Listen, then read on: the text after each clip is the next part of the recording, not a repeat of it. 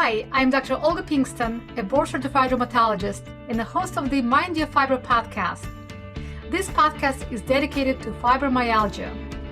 I discuss up-to-date information about fibro, its treatment, the biology and psychology of the fibromyalgia.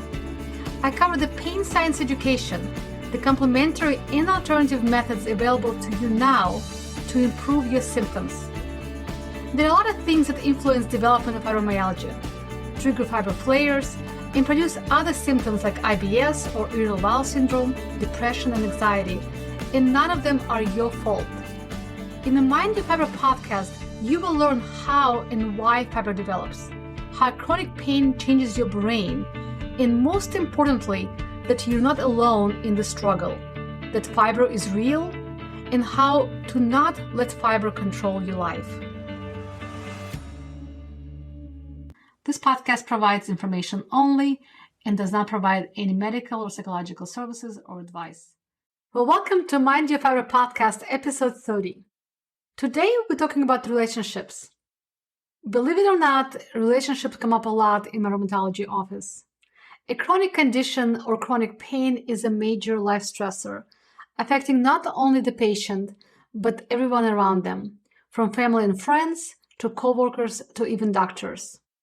If you're a family member, a spouse or partner, a child or a parent, a friend or coworker, of someone diagnosed with fibromyalgia or any other chronic condition, thank you for listening. I will talk to you later in this episode, so please stick around. If you're new to this podcast, welcome, and thank you for taking your time to support someone with fibromyalgia. This small task of listening to a short podcast episode likely means a lot to the person in your life who has fibro, a little gesture of love and support, and a sign of acknowledgement. So thank you. If you are in an abusive relationship or a victim of domestic violence, I am so sorry. Please get help. Look for local resources, as I know many of you listen from various global locations. And I will also put some links in the show notes.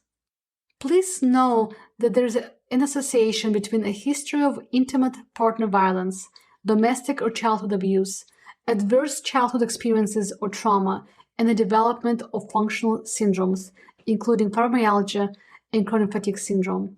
This episode may be triggering or, as I prefer to say, can negatively activate your nervous system.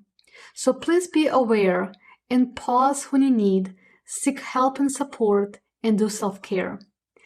I am only providing information and I cannot help you with specific problem or provide advice.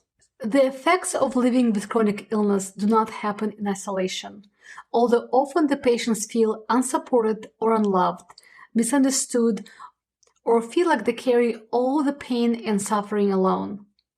It is easier to live through or support someone with acute illness, something short, like the flu or sprained ankle.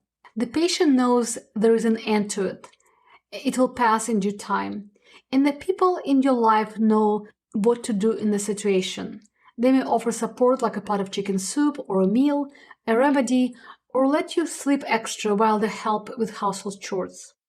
How we act when we are ill or how we support others in such typical situations like as the flu was modeled to us through childhood, and our brains know what to do.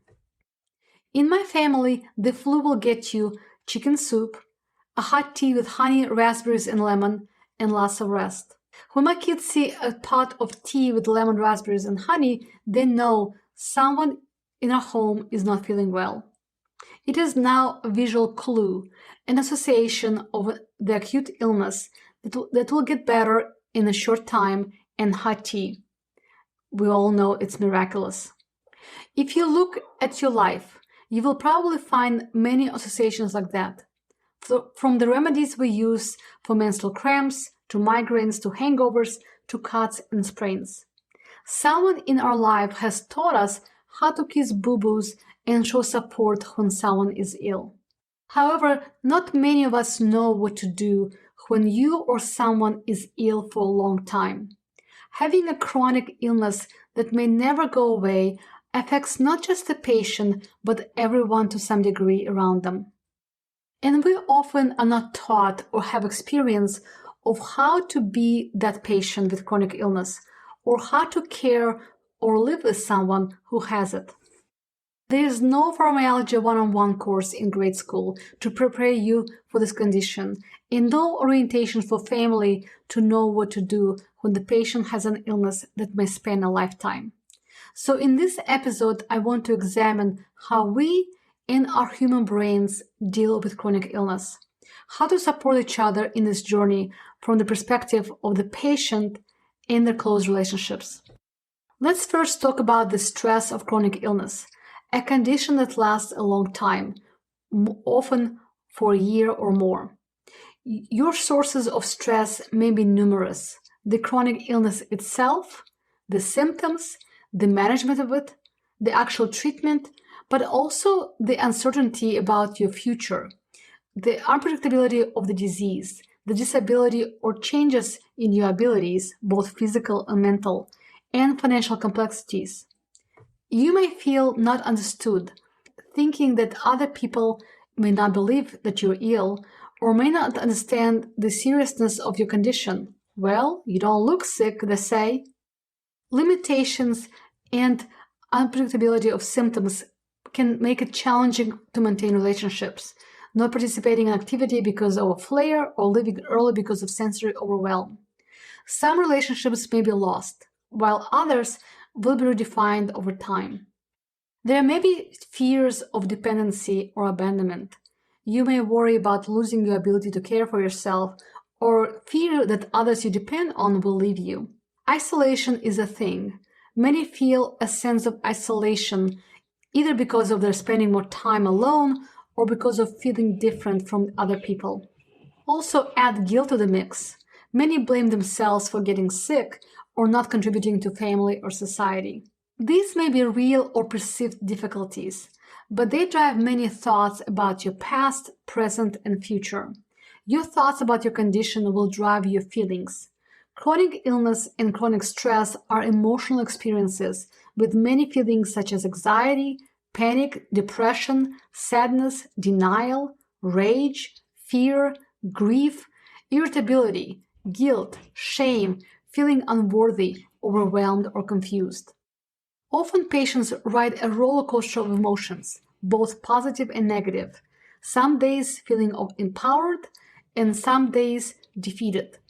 These emotions drive your actions, how you cope with your illness and deal with yourself and others.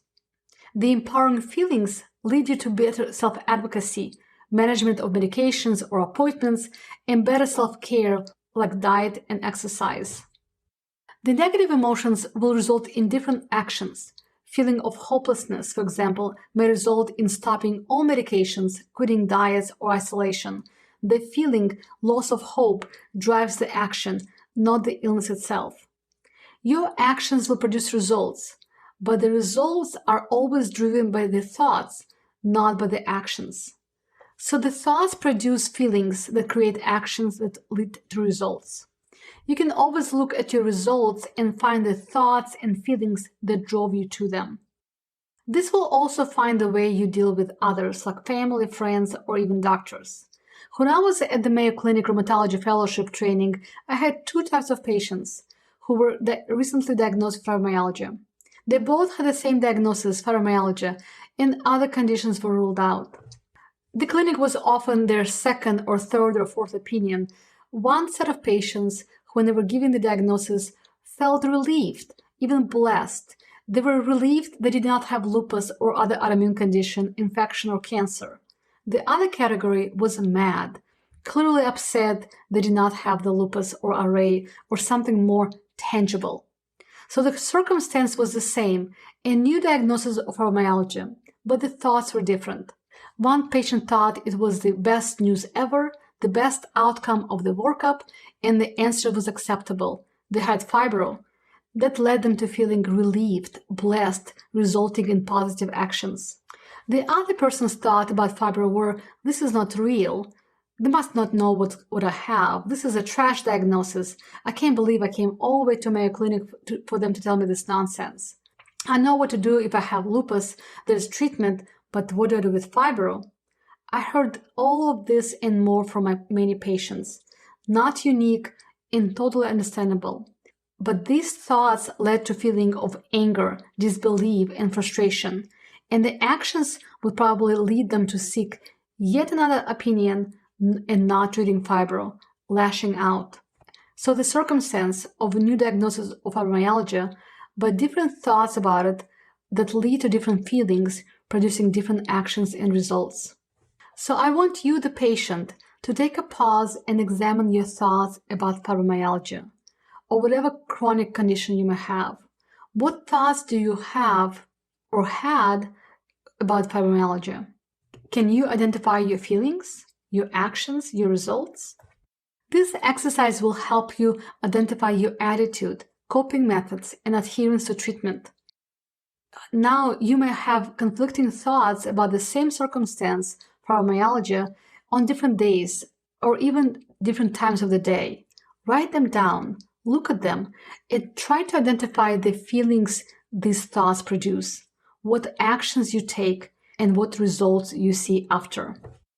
Now I invite you to look at your childhood and later life experiences and think how the people who were close to you, your family, relatives, friends, teachers, or co-workers, dealt with a short-term or longer-term illness or stress. Did you have a ritual like chicken soup or special remedy when you had a cold or flu? Did you rush to emergency room for every sprain or illness? Did your parents hover over you, worrying or catastrophizing, or maybe the opposite, ignoring or even neglecting your needs? Did you feel safe? Did you feel loved? Did you feel supported and understood? Now, this exercise can be activating to the nervous system, and you may need to pause and process these emotions. Patients who have chronic pain, autoimmune conditions, or fibromyalgia often have a history of adverse childhood experiences or trauma, difficult or scary experiences that were overwhelming, upsetting, or left them feeling helpless. Not all overwhelming or life-threatening experiences are considered traumatic, and everyone interprets these experiences differently. A life experience that is traumatic or stressful for one might not be traumatic or stressful for another. We're talking about experiences that negatively activate your nervous system. Now, I will devote future episodes to adverse experiences and trauma, but for now, you may want to acknowledge that many of our behaviors, thoughts, and beliefs come from our prior experiences, both positive and negative experiences, as well as our relationships with others. Our nervous system was designed to be in relationship with others, and co-regulation with others is part of healing. We need a tribe. Now, this is a complex topic, and it will be discussed in future episodes as well. But your experiences may lead you to be perfectionistic, have all or nothing mentality, or become codependent or people-pleasing. You may play a role of a rescuer or want to be rescued, often rooted in the deep discomfort with having a discomfort, your own or that of others. You may have a manual of how you want others to act around you and your illness. A manual is an instruction guide we have for someone in our lives about how we would like for them to behave so we can feel good and be happy. We generally don't tell the other person what's in our manual, and we usually don't even realize we have it or see the pain it causes us.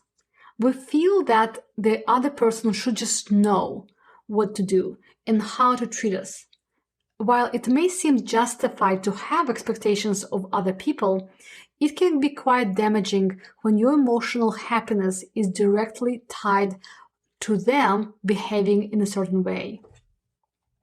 This manual also ties to the love languages, or how we show affection and perceive affection. According to Dr. Gary Chapman, author of the book The 5 Love Languages, there are 5 love languages. Our love languages describe how we give and receive love from others. For someone, feeling loved will be by hearing the words of affirmation, hearing supportive or loving words or words of encouragement from others, in person, by a phone call, letter, card, or Facebook message. For others, it may be the acts of service, when others do helpful things for you. Someone will feel loved by receiving gifts. Gifts will tell you you're being thought about, and you feel loved by getting care packages, flowers, or food. Other people may feel loved when they receive quality time, when someone spends meaningful time with them, visits them, or goes to the doctors together. Or it may be a physical touch, being close to or caressed by others, getting hugs and kisses. So you see there are many languages of love, and you and people around you may speak a different love language.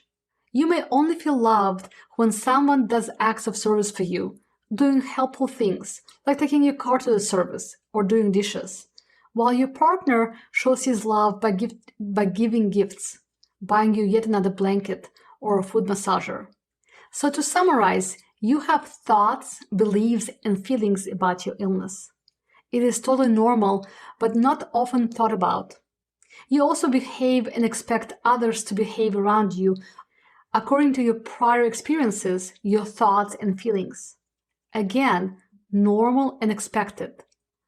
But we often don't take time to think about it, or thinking about it may be upsetting. You have expectations of support and love, and the love language that you have that speaks to you. You may have a manual of how you want others to act around you and your illness. So you may want to take your time to think about the information I provided and listen to this episode again a couple times, processing your thoughts, feelings, and actions, and working on adjusting them to get the results you want and need will be the goal for you, not the other people. I hate to break it to you, but we can't control others or change their thoughts, beliefs, and actions. Only they can. How you think about your illness, how you self-care, how you set up boundaries with others, and deal with your thoughts and feelings will ultimately help you to find the power and focus on living, not merely surviving. Now let's shift gears and talk about your support service. If you're a family member, a spouse or partner, a child or parent, a friend or coworker of someone diagnosed with fibromyalgia or any other chronic condition, again, thank you for listening and thank you for your support. It takes two to tango, and our relationships involve other people. When someone has a chronic illness, there are two parties involved, the person with such illness and all the others, family, friends, loved ones, people of the inner circle, outside of the circle, doctors, co-workers, etc. In the first part of this episode, I spoke about the patient experience and how they are coping with stress and illness resulting from their thoughts and feelings. It may be the first time you hear about this, and it may be thought and feeling producing in you, activating your nervous system, or triggering you. It is not my intention to exacerbate any divide, but to actually bring you all closer. There should be no blame or shame, but it may be a conversation-provoking episode that improves your communication. Use this information with curiosity and kindness, respect and compassion. But for now, I want you to please focus on yourself, not the person who has fibro. First, I want you to know that the way you support others is the best way you know how. Just like the person who has fibromyalgia, you too have your story, your thoughts, and your feelings. You have your love language that you use when you show and receive love and affection, and it may be very different from the person you're trying to support. Serious illness puts pressure on most relationships. Very often, predictability is replaced with uncertainty. Stress is increased. Emotions are intensified, and many practical aspects of daily life are altered. If this is your spouse or partner, you too worry about the future, financial strain, caregiving or childcare responsibilities, extra household tasks, loss of a companionship, sexual difficulties, communication, and socializing.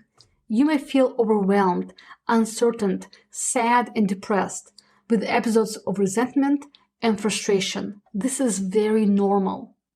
You may feel uncertain about how to help. This is also normal. A person who used to be healthy now has a lot less energy than before, is often in pain, has trouble thinking clearly, and finds themselves easily overwhelmed by stress or even by light or sound or your touch. Now, I will devote other episodes on practical aspects of adaptation, household tasks, finances, socializing, and other more physical relationship adjustments like sex and intimacy. But today, we're talking about your feelings and thoughts and about coping. Now, the beginning of the episode, I talked about how our thoughts and feelings drive our actions and how our past experiences, like childhood trauma or stressful events, affect our coping. Well, guess what? It does not only apply to the patient. I would recommend you listening to this episode a couple times. First, from the personal experience and perspective, and another time from the perspective of the patient with fibromyalgia. Probably you will see multiple points of view that you may not have thought of before. We all deal with illness differently. How do you, the family member or friend, cope with a short-term illness like flu or sprained ankle? How did your parents model you the care for yourself or others with an illness? What do you do? How do you feel being cared for? And how do you show you care when someone is sick? What is your love language to receive or show love? Is it by providing the words of affirmation, telling supportive or loving things to others? Do you show your love by acts of service, by doing helpful things that they did not ask for? Are you a giver of gifts? Do you feel compelled to send a card or flowers or bring a meal? Do you give them time by sitting with them, listening, or sharing quality time? Or do you need to give them a physical touch, like hugs and kisses? You can probably easily identify your love language by thinking of the last birthday or Valentine's Day. What did you gift? Or what did you expect or want? Did the dinner and holding hands count? Or did you need a big gift to count? I can tell you my love language is cooking. I love to cook and feed people. So if you're ever in my house, I will feed you. That's my love language. Now, I feel loved when someone does the dishes after I cook. And if you scrub the pots, I will feel extra loved. If you are a parent or a partner of someone with chronic illness, your thoughts can be another source of stress. For example, you may have unrealistic expectations. If you believe you can protect the patient in your life from suffering, you may feel continually disappointed in yourself. If that's the case, you can reduce stress by changing your expectations.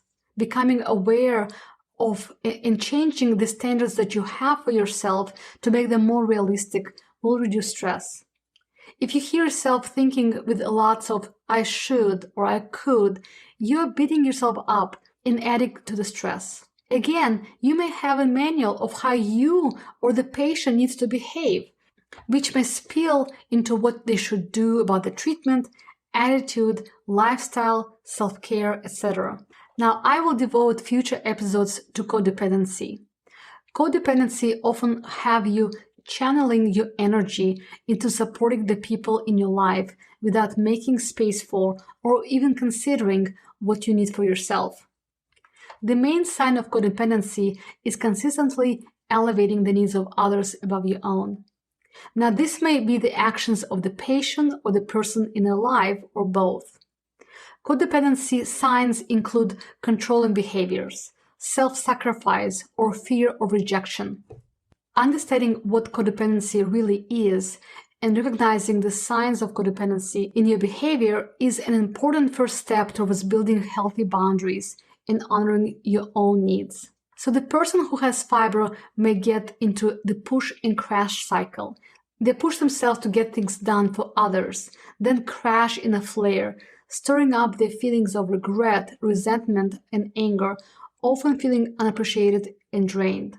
Now, I touched on a lot of topics in this episode. I wanted for the patient and their support hear both sides without splitting this episode. And I want to remind you that the mind and body are connected, and mental health is as important as your physical health. I hope this episode is thought-provoking and a conversation starter with yourself and others.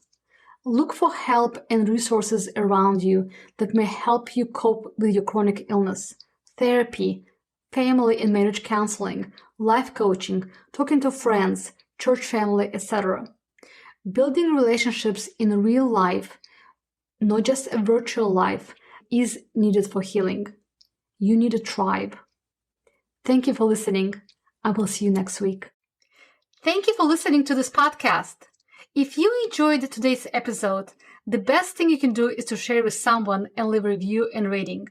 This helps me support more people just like you move toward better life with fibromyalgia. All you have to do is to go to the platform you're listening on, click the share button or the icon, and just send it to a friend.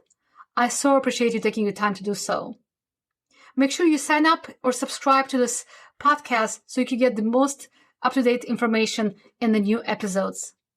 Thanks for joining me today, and I will see you next week. And don't forget to mind your fibro. Disclaimer, this podcast provides information only and does not provide any medical or psychological services or advice. None of the content on this podcast prevents, cures, or treats any medical or mental condition.